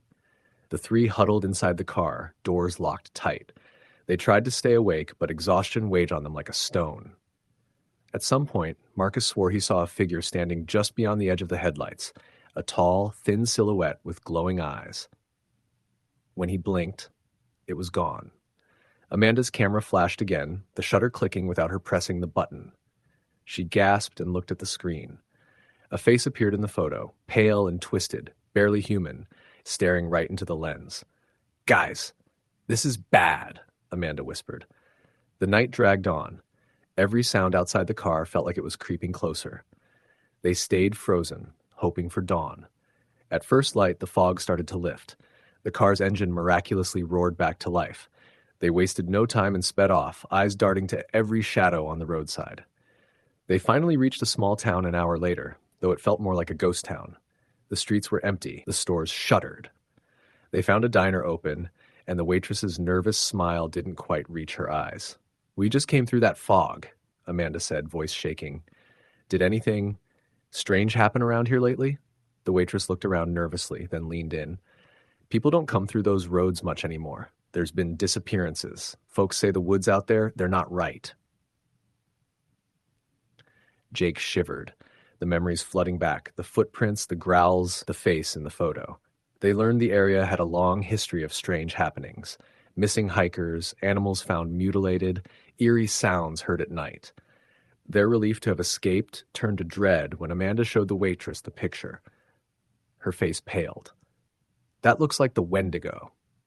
The word hung in the air, a whispered legend of a malevolent spirit that haunts the woods, preying on those who wander too far. The friends decided to cut their trip short and head home, but the unease didn't leave them. On the drive back, strange things continued to happen. Their GPS rerouted them down unfamiliar roads. Car lights flickered. At one stop, they found deep scratches on the car doors, as if something tried to claw its way inside. Back in their hometown, they tried to shrug it off, but the feeling lingered. Amanda's camera, when developed, showed more than just the face, images of dark figures lurking behind trees, eyes glowing in the night, and shadows moving where no one should be. None of them spoke much about that trip afterward, but sometimes late at night they'd hear the distant howl of something wild and unnatural on the wind.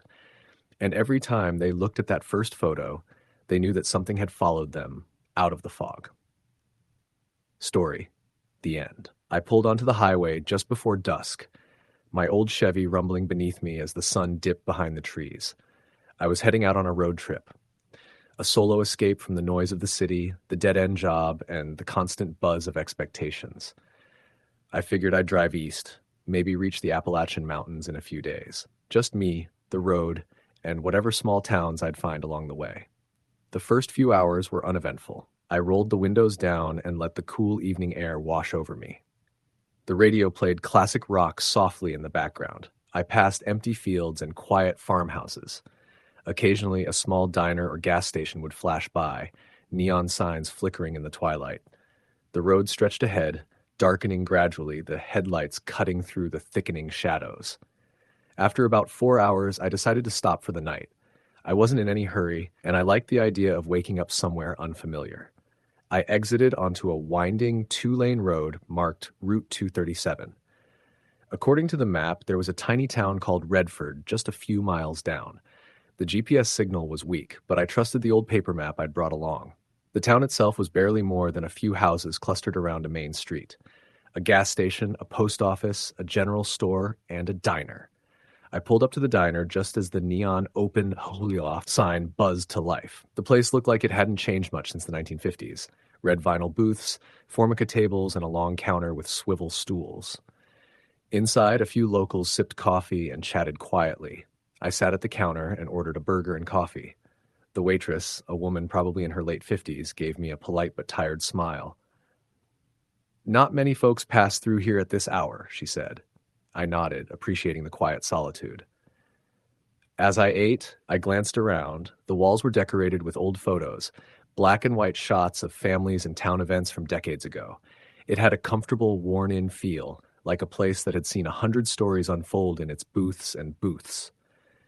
After finishing, I asked about nearby motels. The waitress hesitated. "Well, there's the Redford Inn just down the road," she said, "but it's been closed for a while now." I frowned. "Any place else nearby?" She shook her head. "Not really. Folks mostly stay in the next town over, but that's a good half-hour drive." I thanked her and stepped back outside. The night was quiet but cool. The sky was clear, and a sliver of moon peeked through the stars. I decided to try to find a place to camp. I'd brought my tent, and the idea of sleeping under the stars sounded better than being stuck in a motel I didn't trust. I drove slowly down the road, keeping an eye out for a pull-off or clearing. About a mile past the diner, the road curved sharply and narrowed. On the left, a dirt path led into thick woods. I turned down it, hoping it might lead to a spot suitable for pitching a tent. The trees were tall and close, their branches clawing at the dark sky. The air smelled of pine and damp earth. After a few hundred feet, I found a small clearing just wide enough for my tent. I parked the Chevy and began setting up camp, the only sounds the rustling leaves and my own movements. As I finished, I noticed the temperature had dropped noticeably. I zipped up my jacket and built a small fire. The flames crackled and spit, casting long shadows that danced between the trees.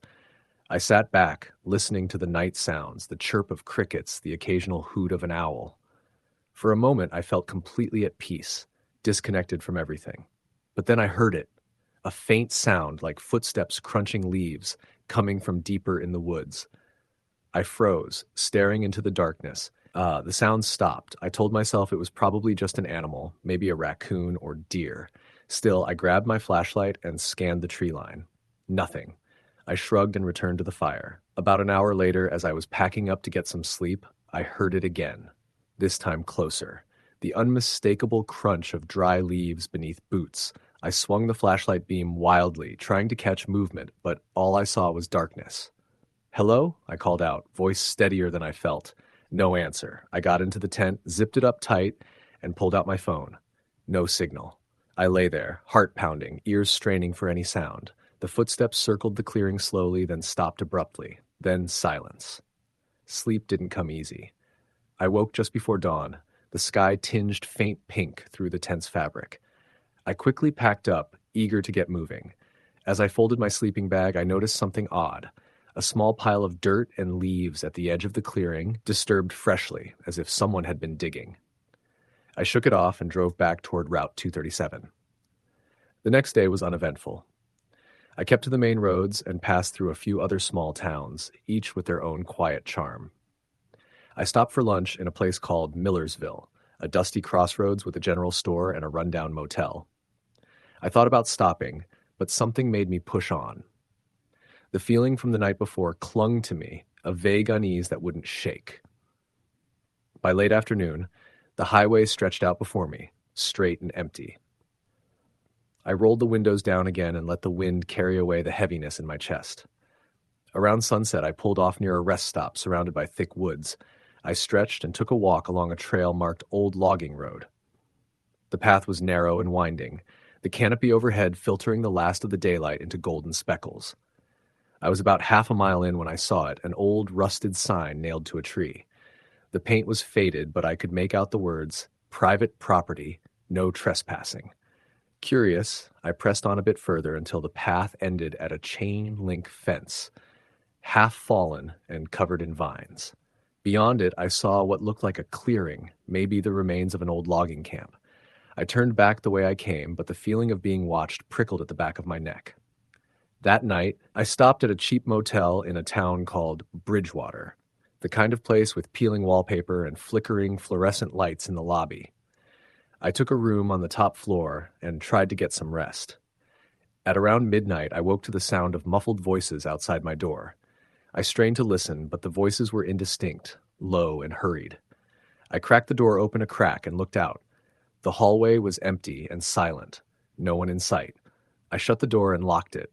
Over the next few days, things started to feel off in ways I couldn't explain. The roads seemed to twist and turn in strange ways. A town I'd passed through earlier showed up again on my route.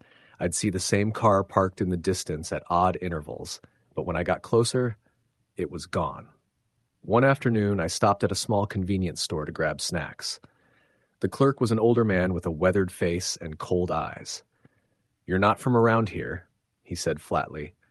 "No, just passing through," I replied. He studied me for a long moment, then said, "Be careful out there. Not everything is as it seems." I nodded and paid quickly, hurrying out the door. That night, I camped by a lake near a state park. The water was glassy and still under the moonlight. I sat by the fire, feeling the day's tension ease for a while. Then I heard it, a low, guttural growl coming from the tree line. I froze, scanning the darkness. Nothing moved. I told myself it was a wild animal, probably a coyote or something else nocturnal. Suddenly, something brushed past the side of my tent. I jumped up and swung my flashlight toward the sound.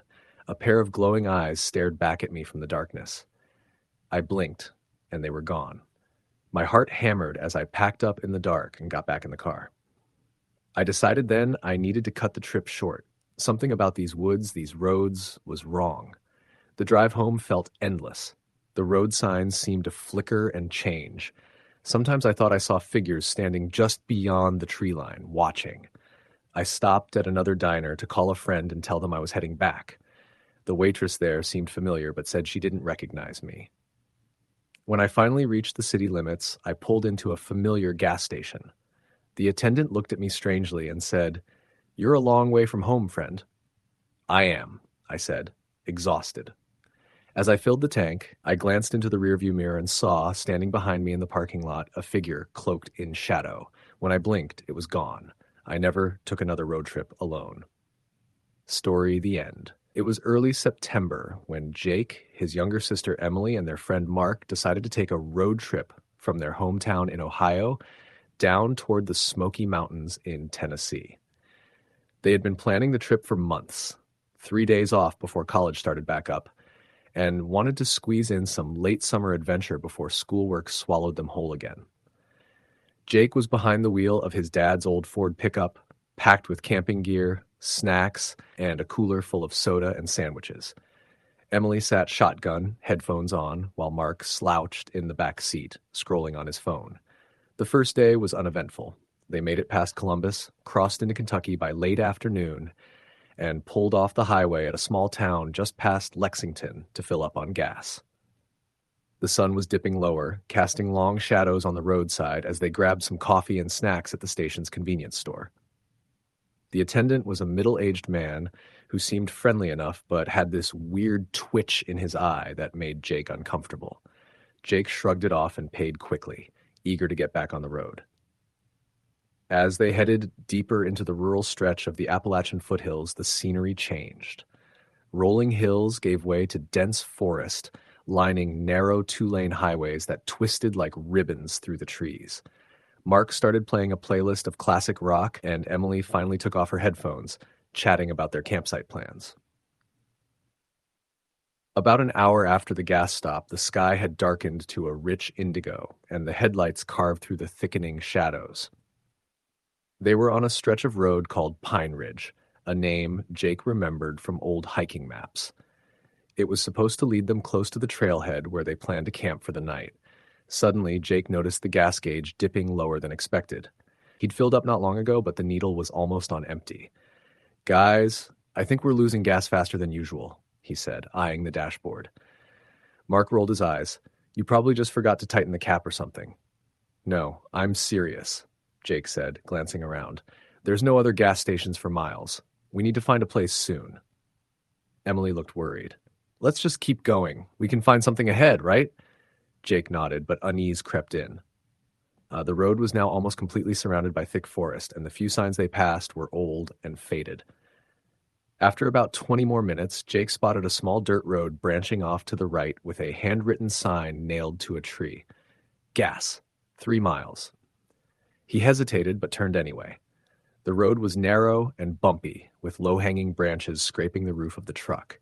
After about 2 miles, they saw a ramshackle gas station with peeling paint and no visible lights. The pumps looked ancient, like relics from another era.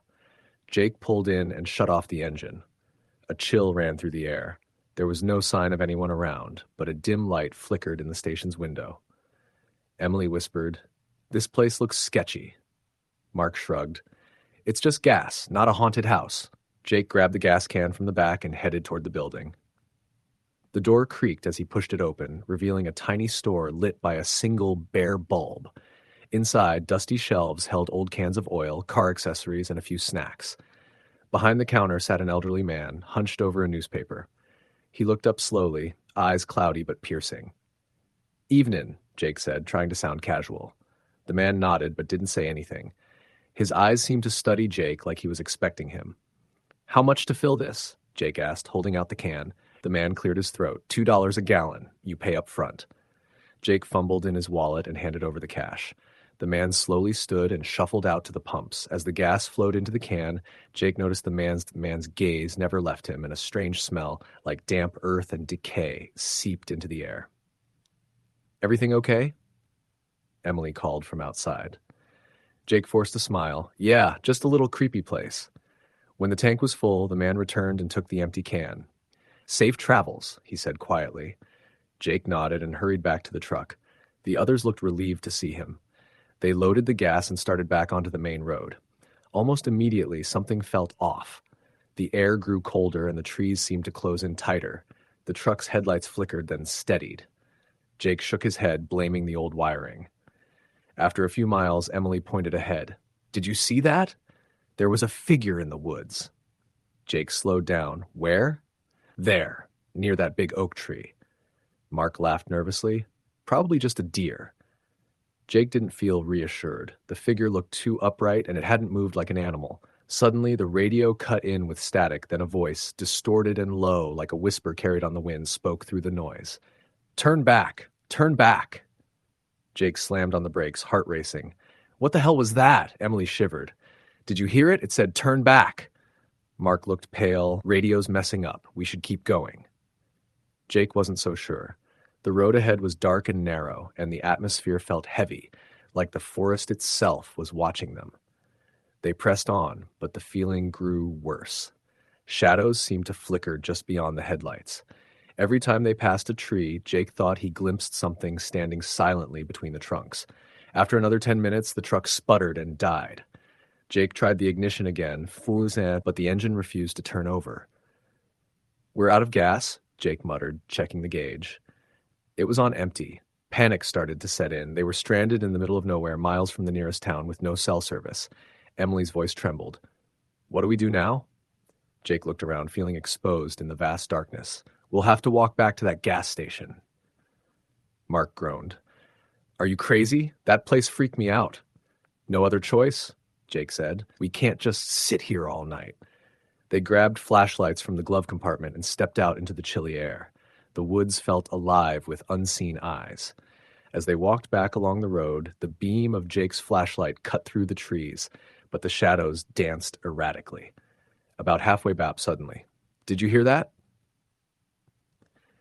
From the forest came a low, guttural growl.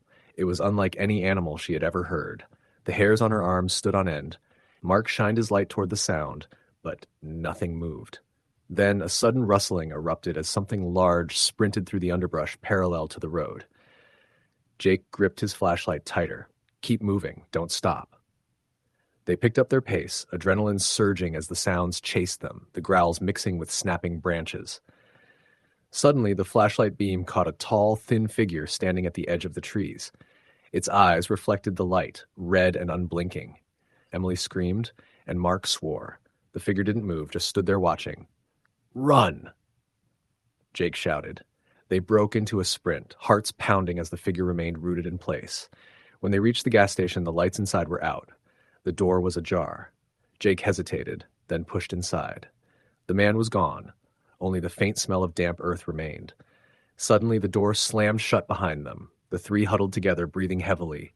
"Where is he?" Emily whispered. Mark's phone buzzed in his pocket. A single text from an unknown number. "You shouldn't have come here." Jake looked out the window. The dark forest was silent again, but the feeling of being watched was stronger than ever. As the night deepened, strange noises echoed. Whispers, footsteps, something dragging across the floor. The trio barricaded themselves inside the small room, waiting for dawn, but something was out there, just beyond the cracked windows, waiting. Story the end. The idea for the road trip came up on a lazy Friday afternoon. My three friends and I, Jason, Matt, Sarah, and I, had been talking about getting away from the city for a few days, just driving with no strict plan, just the open road ahead of us. The stress of work and the constant noise of Chicago had been wearing us down, and this seemed like the perfect way to recharge. We agreed to leave early Saturday morning, pack up Jason's old but reliable Jeep Cherokee, and head west. We didn't make reservations or map out destinations in detail, just a rough idea to hit some national parks in Missouri and Kansas, maybe venture into Oklahoma. We wanted that classic American road trip experience. No schedules, no rules, just freedom. Our first day was all smooth roads and good vibes. We blasted music, swapped stories, and laughed at Matt's terrible jokes. We stopped at a diner outside Springfield, Missouri, where the waitress told us about a hidden gem of a lake just a few miles off the highway. We decided to check it out. The lake was beautiful, quiet, surrounded by towering oaks, with a small wooden dock stretching into the still water. We took photos, skipped stones, and felt the stress melt away. It was the kind of place that made you believe in the simple pleasures. That night, we found a small motel in a town called Willow Creek. Nothing fancy, but clean and cheap. The owner, an older woman named Betty, welcomed us warmly and warned us that the road beyond the next town wasn't well maintained and could be tricky after dark. We nodded, but the warning didn't feel serious, just small-town concern. The next morning, after breakfast at the local cafe, where the conversation was light but tinged with curiosity about where we were headed, we took the road Betty mentioned. It was labeled State Route 74, a narrow two-lane highway weaving through dense forest and rolling hills. The pavement quickly gave way to patches of cracked asphalt and gravel. Trees leaned close on either side, their branches nearly touching above the road, creating a green tunnel that filtered the sunlight into scattered shards. At first, the drive was peaceful, the windows were down, and the warm breeze brought the scent of pine and damp earth. But as we drove deeper, something shifted. The air grew heavier, and an unnatural quiet fell over the forest. No birds sang, no insects buzzed, even the wind seemed to hush. Jason glanced at the rearview mirror and muttered, "Feels like we're being watched." We joked nervously, but I could feel the tension growing. The trees pressed closer, their twisted limbs like claws reaching toward the Jeep. About an hour in, we came across an old rusted sign pointing to Mason's Hollow. It looked like it hadn't been updated in decades. The road forked. One branch continued deeper into the forest, the other led to a small gravel path. Against my better judgment, Jason took the gravel path, reasoning it would be a shortcut to the next town. The gravel road narrowed, the Jeep bouncing over potholes and loose stones. The canopy thickened, blocking out almost all sunlight. Suddenly, the engine sputtered and died. Jason tried to start it again. Nothing. We were stuck. We all piled out, the sudden silence pressing in. The forest seemed to close around us, dark and endless. Sarah shivered. Great, of all places here. Matt pulled out his phone. No signal. None of us could get a bar. Jason popped the hood, frowning at the engine. Might be the fuel pump. Could take hours to fix. We debated what to do. It was already late afternoon, and the sun would set soon. Suddenly, from deeper in the forest, we heard a low, guttural noise. It wasn't animal. It was something else, something that made our skin crawl. Jason grabbed a flashlight and motioned for us to stick close. Let's find the main road on foot. We started walking, the beam cutting through the thick undergrowth. As we moved, the noise grew louder, an eerie, rhythmic thumping like footsteps following us. Sarah stopped, whispering, "Did you guys hear that?" We all did. Turning around, the flashlight caught the glint of eyes in the darkness just beyond the trees. We picked up the pace, heartbeats pounding. The path twisted, leading us to a clearing where an abandoned cabin stood, dilapidated and swallowed by vines. The door creaked open on its own. Against our instincts, we went inside, hoping to find shelter or a phone. Inside was dust and decay. Old newspapers littered the floor, their headlines faded but the dates reading back to the early 1900s. Suddenly the door slammed shut behind us. Panic rose. From the shadows, whispers echoed, unintelligible but filled with malice. We backed toward the broken window, desperate for escape. Suddenly a figure stepped forward, pale, gaunt, eyes hollow. It spoke in a voice like dry leaves. "You shouldn't be here." The flashlight flickered and died. In the darkness, we ran. Outside, the forest seemed alive, branches grabbing at our clothes as we sprinted toward the distant glow of the highway. We didn't stop until the headlights of a passing car lit our faces. We flagged it down, breathless and shaken. The driver, an elderly man, listened silently as we explained. He nodded solemnly. "Mason's Hollow, many have disappeared there. Best to never go back." We left that road behind and didn't speak much for the rest of the trip. Sometimes late at night, I still hear that thumping, feel those hollow eyes watching. Story the end. The plan was simple, a cross-country road trip from Ohio to California. My 3 closest friends and I, Jake, Laura, Mike, and me, Had been cooped up all summer with dead-end jobs and nothing to do, so when Jake suggested a spontaneous getaway, we jumped on it without hesitation. We packed his old Jeep with camping gear, snacks, and a stack of playlists, eager for the open road and the freedom it promised. We left early on a Saturday morning, the sky just lightening as we rolled out of Columbus. The first few days were classic road trip fare, singing loudly along to old songs, stopping for greasy diner breakfasts, and pulling over for goofy roadside attractions. Nebraska's endless fields gave way to the rocky slopes of Colorado, and the landscape shifted dramatically. The mountains were breathtaking, but also a little intimidating. After a night camping near Estes Park, we hit the highway again and headed toward Utah. Jake had found a route that cut through some lesser-known areas, a way to avoid the interstate and see the country in a more raw, unfiltered way. The plan was to camp somewhere in the national parks before making the final push to California. Driving into Utah, the sun was already starting to dip below the horizon, casting long shadows over the jagged red rock formations. We took a small side road marked Scenic Byway 95, winding through canyons and sparse desert scrubland. The road narrowed and grew rough, the Jeep bouncing over potholes and gravel. The only sign of life was a couple of distant, weather-beaten ranch houses, their windows dark. Around 8 p.m., we pulled over near a clearing to set up camp. The stars were bright overhead, and a cold desert wind whispered through the rocks. Mike and Laura took the tent, Jake started the campfire, and I set about gathering some firewood. We settled in for the night, the crackling fire providing a small circle of light in the vast darkness. We joked and talked for hours, the stories flowing easily. But as the fire died down, an uneasy feeling crept over me, a sensation I couldn't shake. Suddenly, I heard it. A faint crunching sound from the edge of the clearing, like someone walking carefully through dry leaves and dirt. I froze, scanning the shadows beyond the firelight. The others noticed too and fell silent. "Probably an animal," Jake said, but even his voice lacked conviction. The footsteps came closer, slow and deliberate, but just out of sight. Laura grabbed a flashlight and swept the beam over the trees. Nothing. Then a soft thud against the Jeep's side, like a fist hitting the metal. We all jumped. Mike grabbed a flashlight and shone it on the car. Nothing was there. No branches, no animals, no people. The footsteps stopped. Minutes passed. The wind carried strange sounds, whispers, or just the desert settling. Finally, Jake locked the Jeep doors and suggested we all go to bed. I couldn't sleep.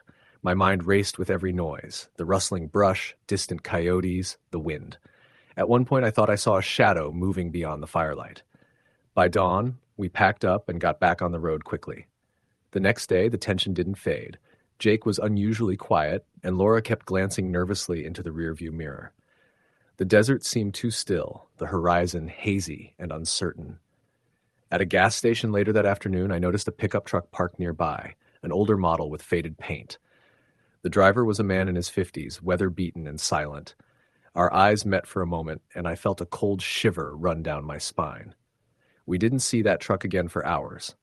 Night fell as we neared a small town near the Nevada border. We checked into a motel, a faded, run-down place with peeling wallpaper and creaky floors. That night, while trying to drown out the unease with music and conversation, the power went out. The silence was overwhelming. Suddenly, the door to our room rattled. We froze. Someone was outside, trying the handle. Jake went to the door and shouted, "Who's there?" No answer. The rattling stopped, replaced by footsteps fading down the hallway. We locked the door and waited, hearts pounding. The next morning, the motel owner warned us about travelers who got lost on back roads and some who never came back. We hurried through the next states, driving through long stretches of highway with nothing but desert on either side.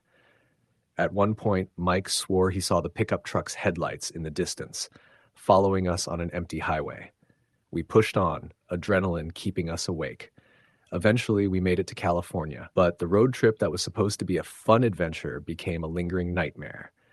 Every time I close my eyes, I see those footsteps around our tent, hear the knocking on the motel door, and feel the cold stare of the man in the pickup truck. Somewhere out there, I'm sure, someone is watching the road.